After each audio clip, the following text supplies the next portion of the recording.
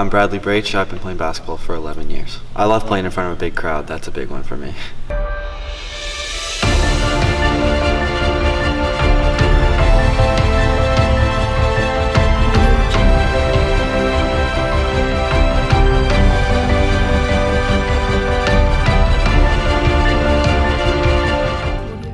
Bigger than basketball means to me is that we are more than what we do on the court.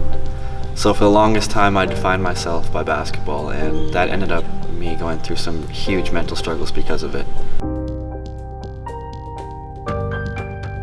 Every little life event would trigger me, so my first response to any life problem, since I was already suffering from OCD and depression, was suicide. It was basically like God's given me another chance, and I now know why he did that, because he wanted me to help people who are in the same situation as me, and I truly believe that, because with what I took, I should not be here today.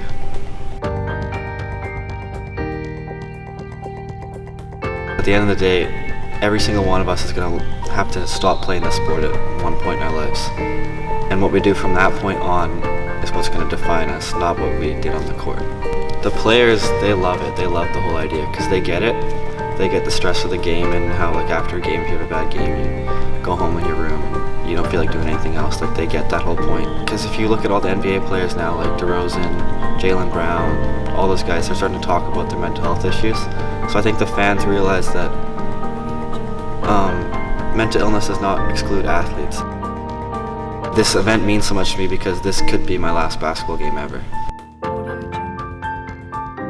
We're very proud that Bradley's turned in a struggle for him. He's turned into this massive positive. So very proud as a parent. The message is getting out there, but it needs to, we need to grow this. The more we educate, the more we allow people to understand, the more we allow people into our lives if we were suffering. This has had a lot of energy building towards to today.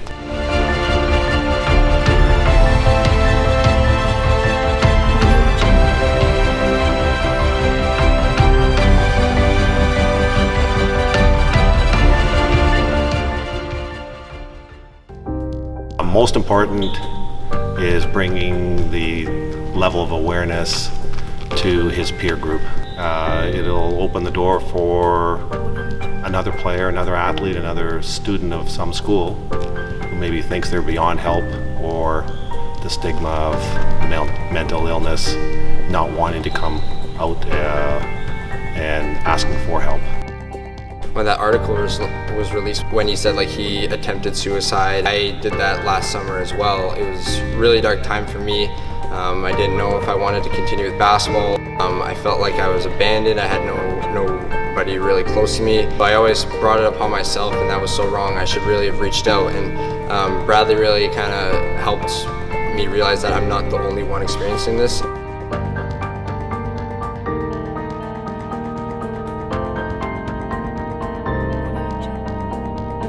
The OCD tends to infiltrate the most meaningful things to you. So for me, it's basketball and school.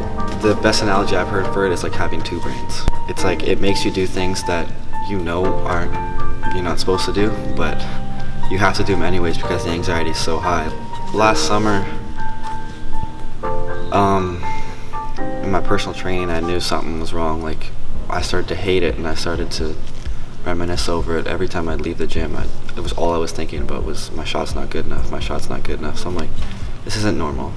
Like, it's normal to a certain extent to think, to doubt yourself. But I was excessively doubting myself to the point where I didn't want to leave my bed because I thought that I couldn't shoot anymore. I would be at my outdoor court near my house till about 1, 2 in the morning, doing the same shot over and over again. And I would get in my car to leave, start driving away, and I'm like, no, I have to go back. So I'd go back, and I probably did that 4 or 5 times, just trying to get the perfect feeling off my hand. Bradley has been diagnosed with obsessive compulsive disorder, and a large part of that is his just ultimate strive for perfectionism, whether that's having to shoot 300 threes, 500 free throws, or get straight A's. He cannot function where he feels that he's not perfect. Most difficult challenge I've ever faced in my entire life. Nothing compares to watching your son struggle to the depth that he struggled, and then know that you're as helpless as you are.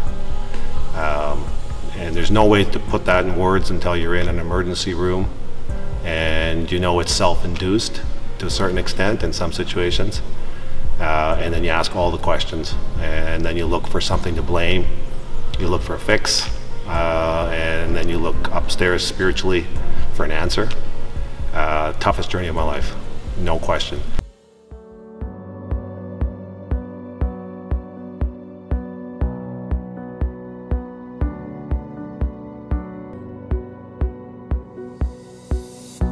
One of the biggest reasons I did this event is because the mental health care system in BC is not good.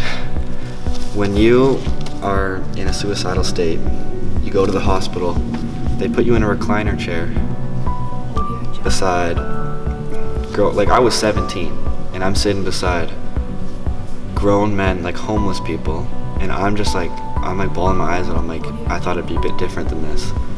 I want to change that to where if you're gonna take your life, you don't have to go to an environment that's worse than you're already in. My family, my mom, my dad, my older sister especially, and then my uncle, they were like the biggest factors in my life.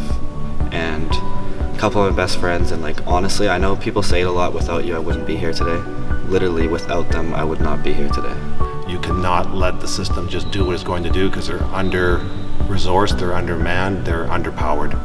So you really have to reach out and just continue to advocate. The help is there, but you have to seek and you have to keep knocking on doors. Because one of the most difficult things for Bradley was to be able to get help, because when you need it, you're not well. You're curled up in a ball, and you're struggling with whatever's going on in your mind. So at that point in time, you're not picking up the phone and saying, hey, this is what I'm feeling, can I do something about it? That's when you need somebody there. Is there enough hours in a day to be perfect in school and perfect in basketball? And so what I've said to him, and what advice I've given to the coaches I've met with in dealing with Bradley, is he's driving the bus, let him decide his fate, and we love him. What else can I say? You want the best for your child. We love him, and I really do hope that somewhere along the line someone's going to write him a letter and say, man, you know what, I'm still alive because of you. That to me would be better than a scholarship, better than a championship, better than anything that comes out of today. Just somebody that says, I made it through because of your story. I've talked to a few little kids about that, like there's a lot of slogans like ball is life, ball don't stop, like that's fine. If you truly love it, put as much work as you want into it. But if it starts to deteriorate your mental health, you gotta recognize when that's happening, because your mental health should always come before anything. And at the end of the day, it's not worth it to drain yourself mentally just to be a better three-point shooter. 1, 2, 3, bigger than basketball! Good job.